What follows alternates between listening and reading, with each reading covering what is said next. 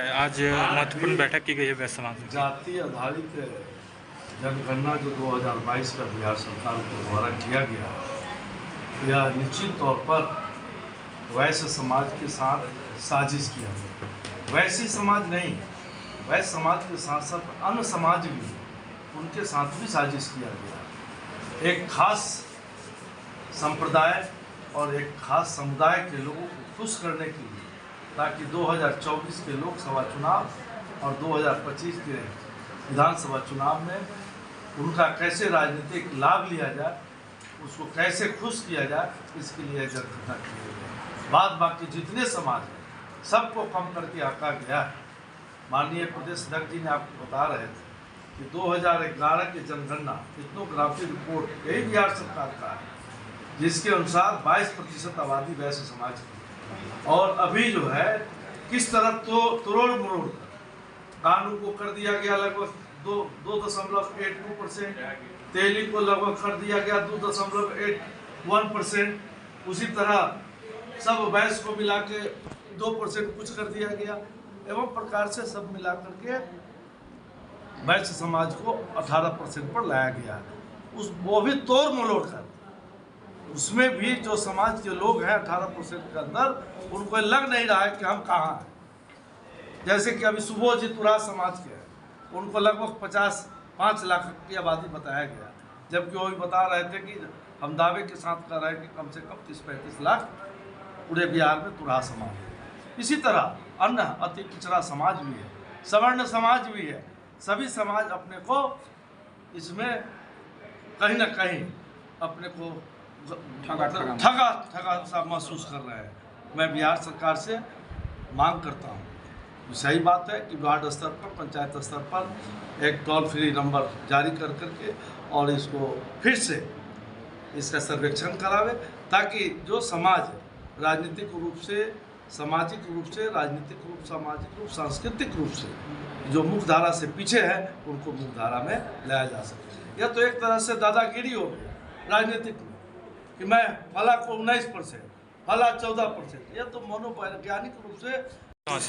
अखिल भारतीय वैश्य महासम्मेलन के द्वारा बिहार में जातीय जनगणना में वैश्य समाज के साथ काफ़ी भेदभाव हुआ। हमारी आबादी 2011 में 22% थी, अभी 2023 में उसको घटा के 18% कर दिया गया।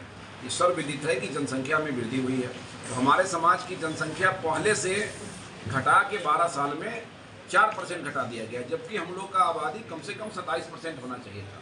ये काफ़ी गंभीर विषय है और सरकार ने सुनियोजित साजिश के तहत इस प्रकार का घृणित कार्य किया, जिसका हम लोग विरोध कर रहे हैं। और इसी के तहत हम लोगों ने अखिल भारतीय वैश्य महासम्मेलन एवं सभी वैश्य संगठनों से बात करके हम लोगों ने राज्य के सभी 9 प्रमंडल में 1 दिवसीय धरना देने का निर्णय किया है। पटना में विगत दिनों हम लोगों ने धरना दिया, मुजफ्फरपुर में 30 तारीख को, इसी 30 अक्टूबर को, और सारण में 30 अक्टूबर को हम लोग करने जा रहे हैं।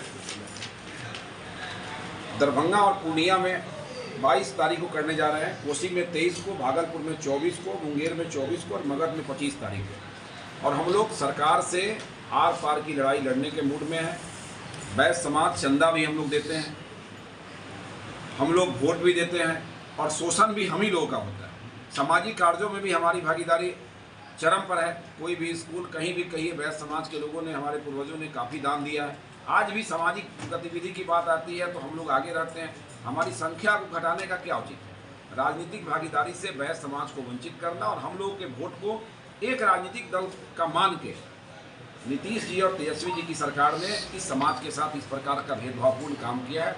इसके विरुद्ध हम लोग लड़ाई लड़ रहे हैं और हम लोग का 4 सूत्री मांग है। पहला मांग है कि बिहार में जो जातीय जनगणना हुआ है उसमें वैश्य समाज के सभी 56 उपजातियों की जो साजिश के तहत संख्या घटाई गई है, उसमें सुधार करके, त्रुटि का निराकरण करके प्रकाशन किया जाए। वैश्य समाज, दूसरा मांग है कि वैश्य समाज के सभी 56 उपजातियों का जो जनगणना हुआ है उसको एकीकृत करके प्रकाशन हो। जैसे मान लीजिए अल्पसंख्यक समाज का एक जगह हो गया, अन्य जातियों का, कई जातियों का एक जगह हो गया, एकीकृत करके प्रकाशन हो।